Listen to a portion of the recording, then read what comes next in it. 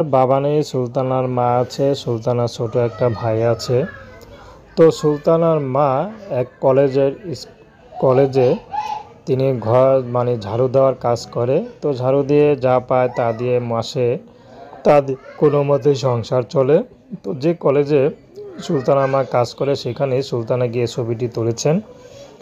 তো তাদের গ্রামের কলেজ এটা। তো সুলতানার বিয়ে শাদী বয়স হয়েছে, বিয়ে শাদী করবে, কিন্তু অভাবে সংসার, কেউ তাকে বিয়ে শাদী করতে চায় না, বা করতে চাইলেও অনেক টাকা যৌতুক চায়। এই জন্য সুলতানা এখন ইউটিউবে এসেছেন ভালো একটা জীবনসঙ্গীর আশায়। কেউ যদি তাকে ভালোবেসে আপন করে নিতে পারে, সে মানুষটি যেমনই হোক, সুলতানা বিয়ে শাদী করতে রাজি আছে। সুলতানার ব্যক্তিগত কোনো পছন্দ নেই, সুলতানাকে যে আপন করে নিতে পারবে সুলতানা তার ঘরেই যাবে। সুলতানার পড়াশোনার খুব ইচ্ছা ছিল, যখন কলেজে আসে মাঝে মধ্যে মার সাথে দেখা করতে, তখন টুকটাক ছবি তোলে।